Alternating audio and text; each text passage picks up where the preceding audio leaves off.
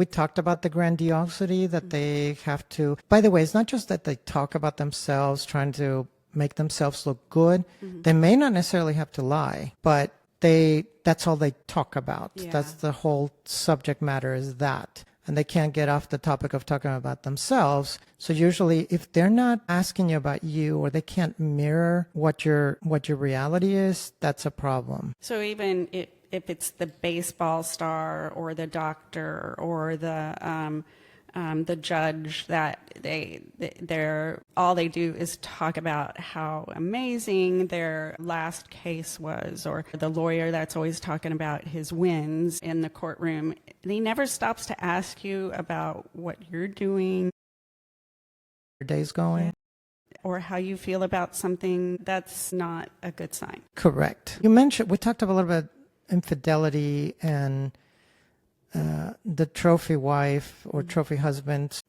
Really good-looking people have to be worried about that. In the case of women, you might be a target for those narcissists because they want to show you off. They look at, I got a car, I got the beautiful wife. Yeah. Here, you got to be careful with that. You're more of a collection. Right, exactly. And that's the objectification. Yeah. In the case of men with status, you talked about a baseball player, athletes, those women that are in the dark triad may be looking for them, but they themselves may be, they may be suffering from the dark triad. So, and that's a good point, because a lot of people think of men in the dark triad, but there are plenty of women out there. We both know of somebody that she only dated men for their money, and had no compassion for hurting them, doing really kind of treating them like garbage, and no compassion. Right, and a lot of times some men that are more naive will put up with it just because